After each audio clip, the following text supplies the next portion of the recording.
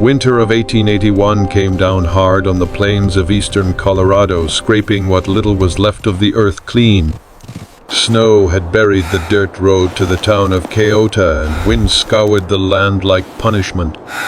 Every fence post leaned like a drunk, and the clouds were low gray like a held-in sob. Silas Merrick rode through it all, hunched in his saddle, his oilskin coat stiff with frost. His horse, an old sorrel with a white blaze, moved slow, picking its way through snowdrifts and stunted brush. Silas's hands were half numb inside his gloves. The cold wasn't just in the weather, it was in his chest, in the place where sorrow had settled a year ago and never left. A broken axle, that was what brought him east of the trail. He'd meant to cut across the flats and be home by sundown. Instead, he was circling the edge of a burned-out homestead, hoping to find shelter or at least a tree thick enough to break the wind. Then he saw the tracks. Small boots dragging a little in the snow. Another pair even smaller, and behind them prints of bare feet. He dismounted. The cold bit into him the second he dropped from the saddle, and he led the horse forward, following the trail around the back of a crumbling shed. There, tucked between a half-fallen haystack and the back wall of the barn, was a shape under a quilt. He stopped. His breath caught. Then the shape moved. The quilt peeled back just enough for a pale face to rise from underneath a woman, no hat, no gloves, eyes wide with the instinctive fear of the desperate. She clutched a little girl to her side. A boy, maybe 7, scrambled to his knees, his cheeks raw with cold eyes, red from crying or wind or both. Silas didn't speak. Neither did she. For a moment they just stared at each other, snow falling soft around them. Then she said, "Please don't take us." Her voice cracked like ice underfoot. Silas took off his gloves. He knelt slowly, palm up. "Ma'am," he said, "I'm not here to take anything." The little girl whimpered and buried her face in the woman's coat.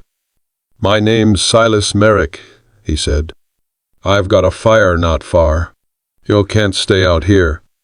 She shook her head. "We don't want trouble." "You've already got it," he said gently. "Let me help." The woman hesitated.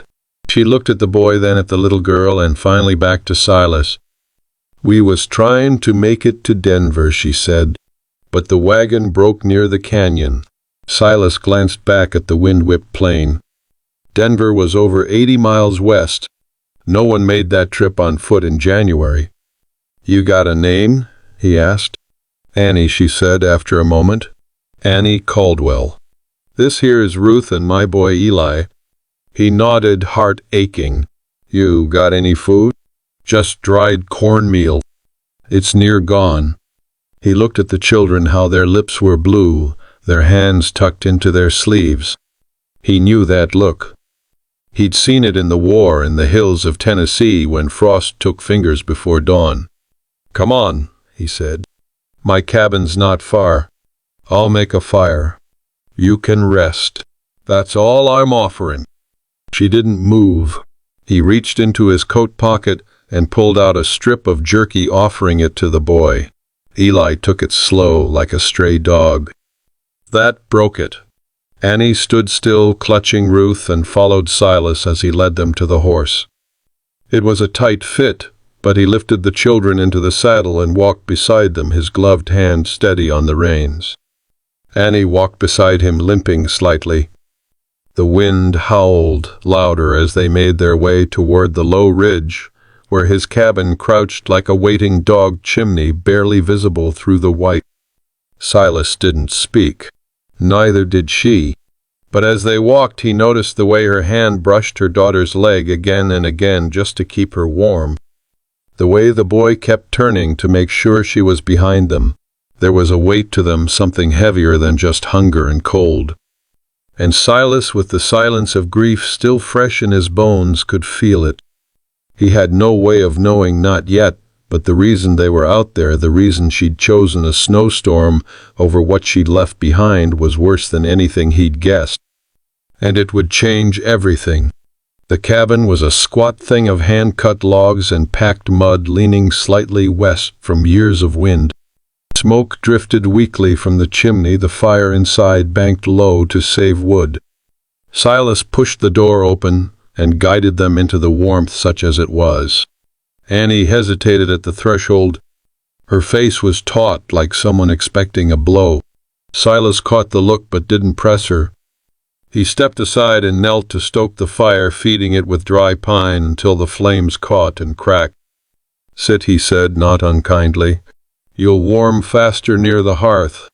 The children obeyed first. Ruth huddled close, her little boots steaming. Eli sat stiff beside her, glancing around the room like it might bite. Annie stood a long moment before finally lowering herself onto a stool, her arms folded tight across her chest. Silas brought out a blanket and handed it to her. "You don't have to talk," he said. "But I'll listen if you want to." Annie didn't answer. Her eyes stayed fixed on the fire. He turned away and started boiling water for coffee, slicing off a chunk of salt pork and tossing it in the pot with beans. The silence stretched. Only the snapping wood and soft rustle of wind outside gave sound to the room. After a while she spoke. "My husband died last spring," she said flatly. "We had a patch of land near Hugo. Not much, but it was ours. Then the banker came." Silas didn't move. He let her speak. "They said he took a loan he never told me about. Said he used the land as collateral. When he died, I thought." She stopped. Swallowed. "Thought I could stay. Work it. But the man said I was just a squatter now. Said if I didn't leave by sundown, he'd bring folks to clear us out." She looked down. Her hands were knotted in her skirt. "So I left." The wind howled against the cabin walls. The fire popped. Silas turned to her. "Why Denver?" "Got a cousin there," she said. "Or I did. Ain't seen her since before the war. Just thought maybe." She fell quiet again. He didn't ask what happened between Hugo and the haystack. He didn't need to. She'd risked freezing her children to death rather than face what was behind her. That told him enough. "I've lost someone too," he said quietly. Annie looked up. "My wife, Mary. Fever took her last December." He stirred the beans, not looking at her. "We never had children. Tried. It didn't take. She used to say maybe that was the Lord's way of preparing her to go first." Annie's face softened almost imperceptibly. "I'm sorry," she said. Silas nodded, jaw tight. "Me too." He spooned beans into tin bowls and passed them around. The children ate like they hadn't seen food in days, which they probably hadn't. Ruth leaned against her brother, eyelids drooping. Annie took a few bites, but her hands trembled too much to finish. "You'll stay the night," Silas said. She started to protest, but he held up a hand. "Just the night. No pressure beyond that." Annie looked down. "Thank you," she murmured. He spread out blankets by the fire. The children lay down together, first curled into one shape. Annie stayed sitting long after they'd fallen asleep.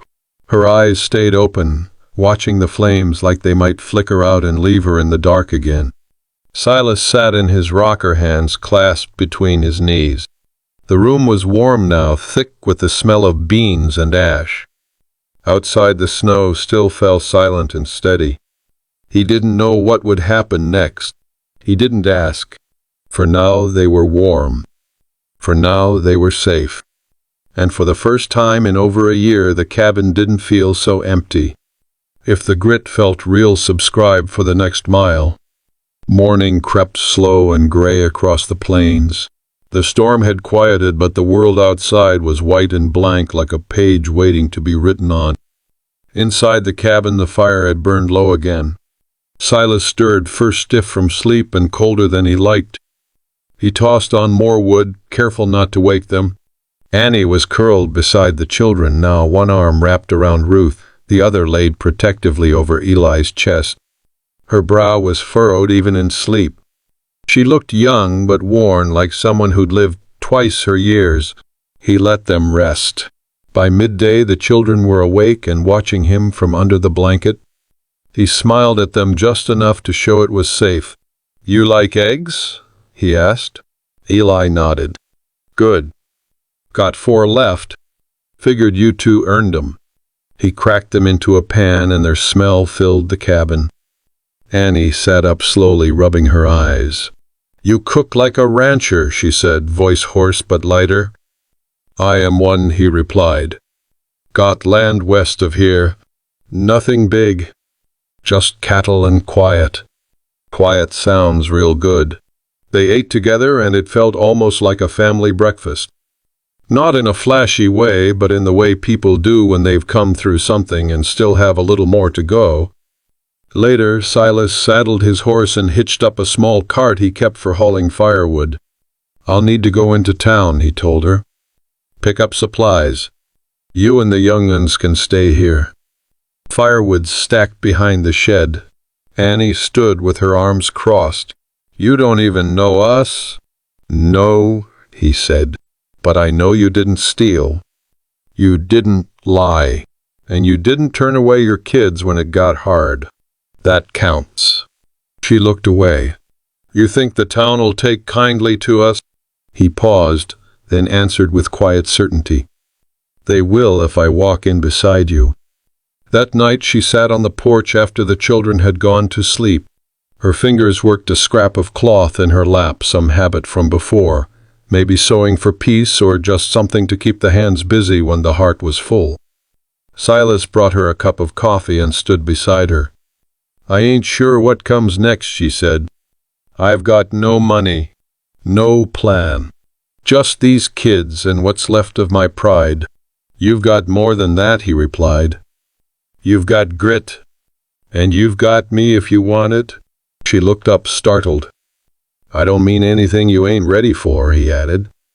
"Just I know what it is to lose. I know what it's like to have nothing but a roof and a reason to keep going. Maybe we help each other." Annie looked down at the mug in her hands. "It's been a long time since someone offered without wanting something in return." Silas nodded. "Then it's time that changed."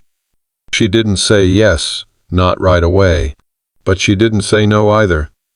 And when he turned to go inside, she followed.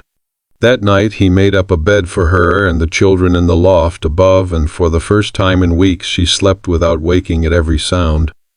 The next day she asked if she could help with chores. He handed her a pair of boots and said, "You sure can."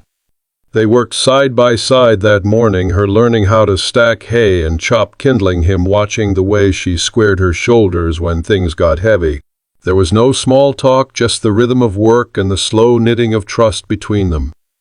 When she laughed once, when the rooster pecked Eli's heel and sent him yelping, it was so sudden and honest that Silas stopped just to hear it again.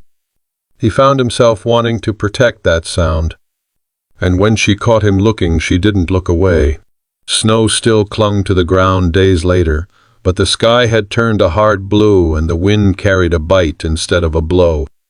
Life on the prairie never softened, but it made room for change if you were stubborn enough to keep standing. Annie took to the work without complaint. She learned how to carry water from the creek without spilling it down her skirts, how to swing an axe clean through a log, how to hold a calf still when Silas needed to check its hoof. She was quieter than most, but Silas came to see that quiet wasn't emptiness. It was watchfulness. It was strength shaped by need. He watched her lift Ruth onto a hay bale one morning, wiping the girl's runny nose with the tail of her sleeve and saying something soft that made the child grin. She looked at home here in a way that didn't make sense for someone just passing through. But people didn't pass through this land without it taking something from them and giving something back. Late that night, after the children had gone to sleep, Annie sat by the fire rubbing liniment into her sore hands. Silas poured them both coffee and sat across from her. "You've got good hands for this life," he said. "Better than mine when I started."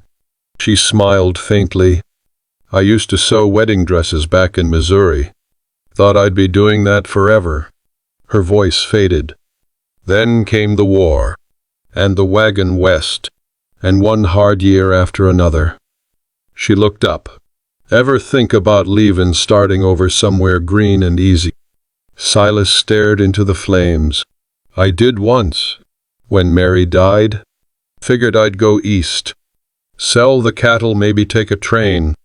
But I never moved. Couldn't leave the place where I still heard her voice. Annie nodded. I get that. He hesitated. You ever talk about him, your husband? She shook her head. Not much to say. He was kind at first. Then he drank. And when he lost the land, she stopped herself. Looked away. He took his horse out one morning and didn't come back. Found him in the gully. Silas didn't speak. The fire cracked between them. I don't hate him, she said finally, but I hate the feeling of not being enough. Not for him. Not for the bank. Not even for my own children some days. Silas leaned forward, resting his elbows on his knees. You got those kids through a storm that would killed full-grown men? You walked miles in snow. You didn't give up. Don't talk like you're not enough. She blinked hard and looked down at her hands. You say that like you believe it. I do. Silence settled again, but it was softer now. Easier. In the days that followed, the cabin grew louder. The children laughed more. Ruth found a stray cat behind the woodshed and insisted on feeding it scraps. Eli took to following Silas like a shadow, asking questions about everything from bridles to branding irons. One afternoon, Silas handed him a pocket knife and said, only for whittling. Nothing else. Annie watched the boy's face light up, and when their eyes met across the yard, she smiled, a real one this time, full and slow. That night she stood in the doorway while Silas put out the lantern. You should know, she said, if I stay it won't be for charity. I know. And it won't be quick. I don't fall easy. I don't ask you to. She stepped inside. The door clicked shut behind her, and in the hush that followed it was clear whatever had begun out there in the cold had taken root here in warmth. It would grow slow, maybe, but it would grow strong. Spring broke over the prairie like a quiet promise.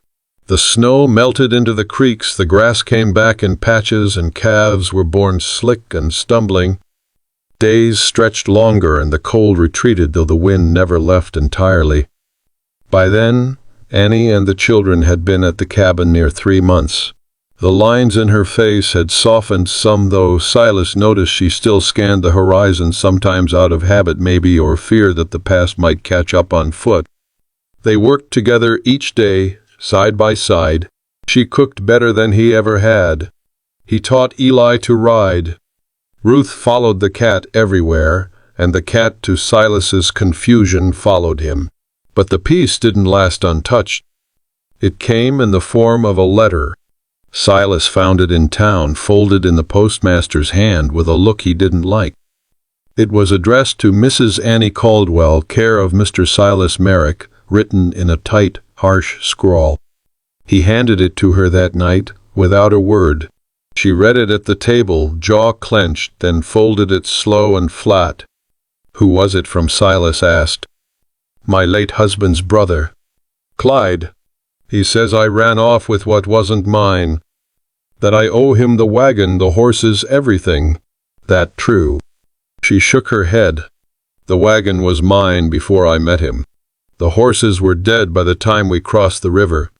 He just wants to shame me back to Hugo. Silas's face hardened. You won't be shamed here.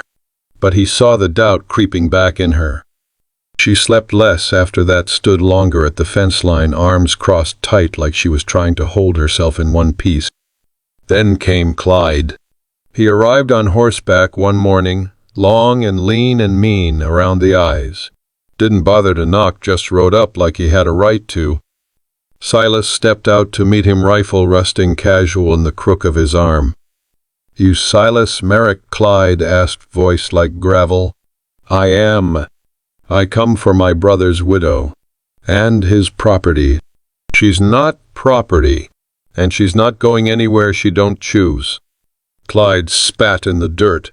You think she told you the whole story? My brother worked that land for years while she sat around waiting for dresses and dreams. She's a taker. She's a mother, Silas said. And the land's gone. The dreams, too. What's left is hers to keep or give as she pleases. Clyde leaned forward in his saddle. She's got no claim. Not by law. And folks back home'll swear to it. Then take it to a judge, Silas said coolly. But if you step 1 foot on this land again without paper in hand, I'll take it personal. Clyde stared at him, then at the cabin behind him where Annie now stood in the doorway, Ruth clinging to her skirts. He sneered. You're just a lonely old fool with a soft spot for a pretty face. Silas didn't move. And you're a bitter man with nowhere left to go but down. Clyde turned his horse without another word. Rode off slow, but not slow enough to look brave. That night, Annie cried for the first time since the cold days. Not loud, just soft and tired on the porch with Silas beside her. I don't want to run anymore, she whispered. I don't want my children growing up scared of every knock at the door. You won't, he said. She looked at him through tears. You believe me, don't you? He nodded. I did the first day, and every day after. She reached for his hand, and this time she didn't pull away. The letter never came back. Neither did Clyde. Spring deepened into summer, and the land bloomed wild and wide like it had been waiting for someone to notice. Tall grass swayed under the sun, the cattle grew heavy on sweet feed, and the days took on a rhythm so steady it almost felt like peace. Annie no longer asked Silas what would come next. She didn't need to. She was in it now, the dust, the chores, the long days with dirt on her hands and something steady under her feet. And at night, after the children were tucked beneath patched quilts, she sat with Silas on the porch and said things she'd never said aloud before. She told him about Missouri, how her father drank and her mother sang to cover the sound of it. How she married young because it seemed like escape, and how it turned into a different kind of prison. Silas listened not with sympathy, but with understanding. He knew about walls that didn't show on the outside. And he told her about Mary, not all at once, but in pieces, how she used to hum while shelling peas, how she never learned to ride, how he still saw her sometimes in dreams, standing by the fence with her hair undone. It wasn't romantic. It was real. Two people sitting close because the silence between them no longer needed filling. Then one night, Eli came into the cabin holding his sister's hand. Mama, he said, Ruth asked if we're gonna stay here forever. Annie knelt in front of them. What do you think, Ellie? Do you want to? The boy looked at Silas, then at his mother. I do. I like it here. It feels like it's ours. She pulled them both into her arms, and Silas turned away, letting them have the moment. The next week she asked Silas if she could build a small garden by the porch. Tomatoes